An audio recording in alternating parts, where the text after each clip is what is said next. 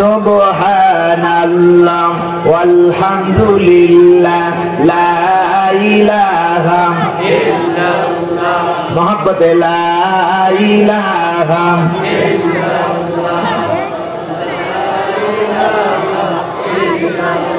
লা ইলাহা ইল্লাল্লাহু মুহাম্মাদুর রাসূলুল্লাহ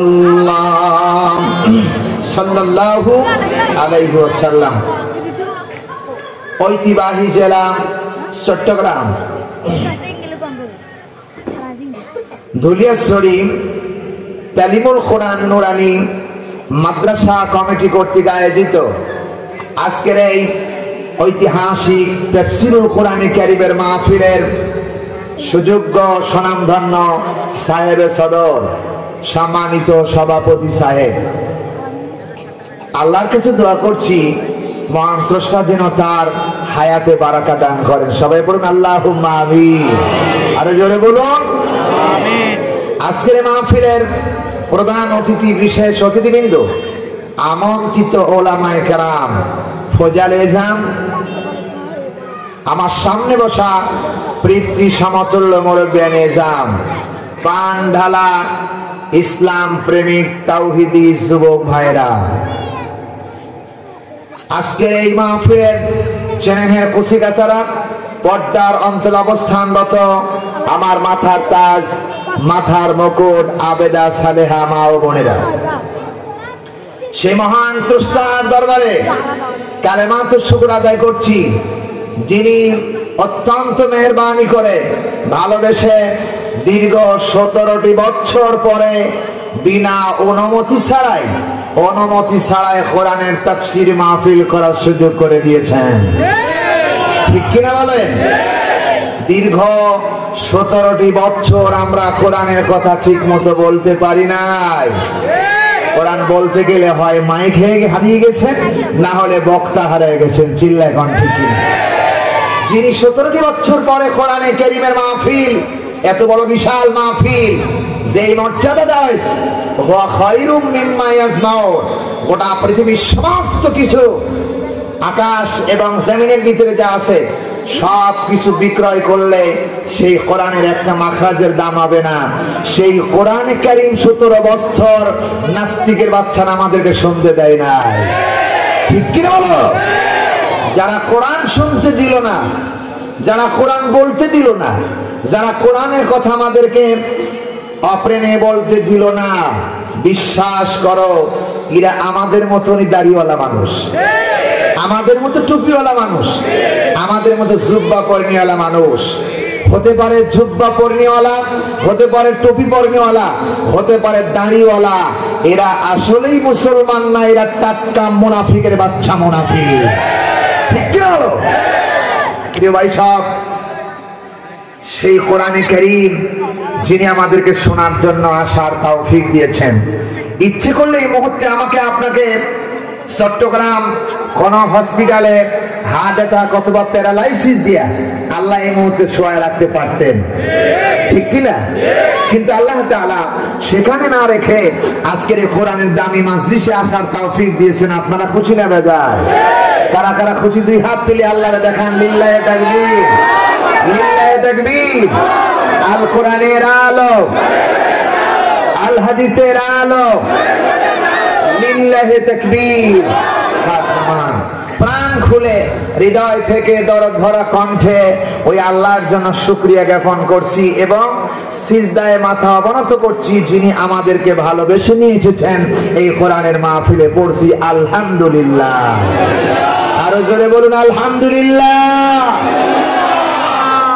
আমার ভাইরা, নবীজি বলেছেন 1500 বছর আগে কোন বান্দা যদি একবার আলহামদুলিল্লাহ জবান দিয়ে পড়তে পারে, আল্লাহ তাআলা বলেন আল্লাহ তাতগাউ ফিল মিজান।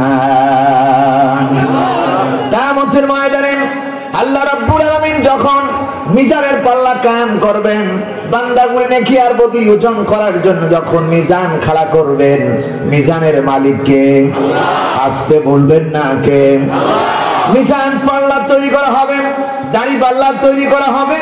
বান্দা কতটি গুনাহ করেছেন, বান্দা কতটি পাপ করেছেন, কত নেকি কামাই করেছেন, দুটোকে ওজন করা হবে। মিজানের পাল্লা আল্লাহ খাড়া করবেন।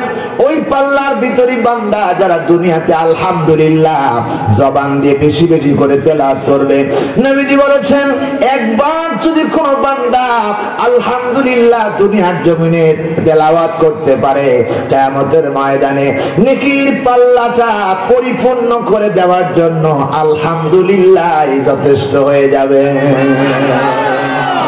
আমার ভাইরা, নবীজি আরো বলেছেন কোন মানুষ যদি একবার আলহামদুলিল্লাহ আর একবার সুবহানাল্লাহ বলতে পারে, আল্লাহ নবীদের হাজার বছর আগে বলেছেন, আমার বন্ধুগণ, আমার ভাইরা, আমার বাজানেরা, কান খাড়া করে শোনো, আকাশ আর জমিনের মাঝখানে যত ফাঁকা জায়গা আছে, একবার আলহামদুলিল্লাহ আর একবার সুবহানাল্লাহ যদি কোন বান্দা বলতে পারে, আল্লাহ রাব্বুল আলামিনের নবী বলেন আকাশের জমিনের ফাঁকা জায়গাগুলো আল্লাহ রাব্বুল আলামিন নেকি দিয়া সাজায়া দেন। বলেন আলহামদুলিল্লাহ, আরো জোরে বলুন।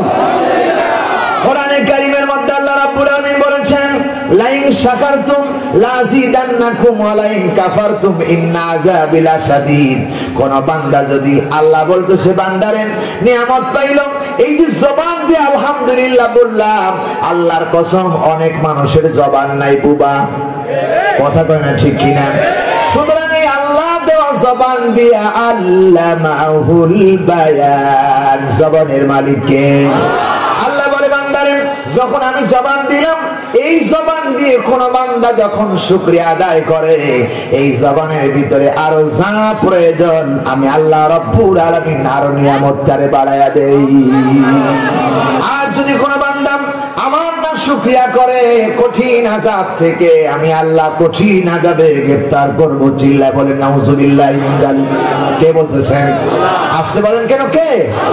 সে আল্লাহ এখন আছে না নাই?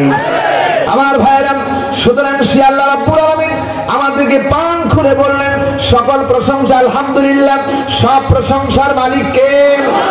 সূরাতুল ফাতিহার মধ্যে আমরা প্রত্যেক নামাজের ভিতরে বলতে থাকি, সবাই আমার সাথে পড়েন আলহামদুলিল্লাহি রাব্বিল আলামিন। পড়েন সবাই আর রহমানির রহিম মালিকি ইয়াউমিদ্দিন।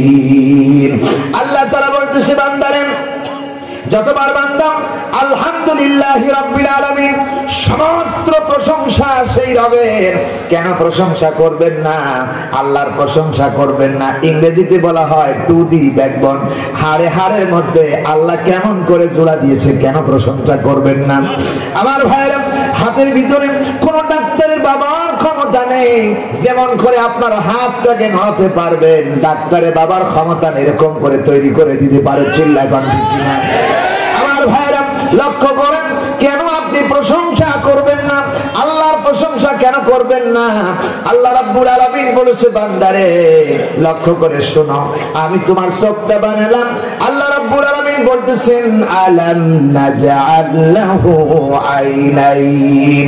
বান্দারে এই দুইটা চক্ষু বানালাম, এই চক্ষুর ভিতরে আমি তোমাকে পাপড়ি দিলাম, প্রত্যেকটি পাপড়ি গুলো এরকম করে নাড়াচাড়া করে। আমার বন্ধু, আর পানির ভিতর থেকে, চোখের ভিতর থেকে এক প্রকারের পানি বের হয়।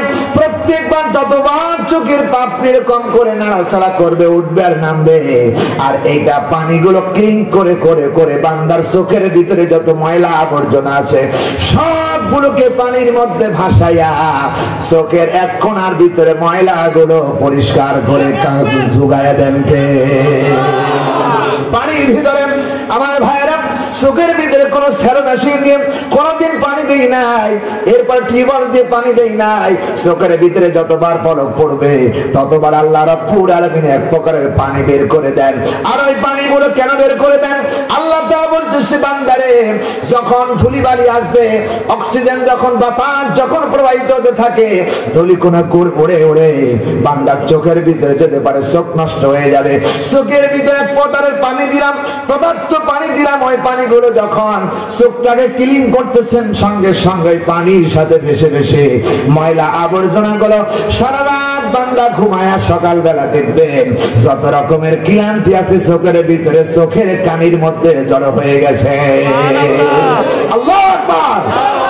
কি করেন? আসতে বলবেন না কে?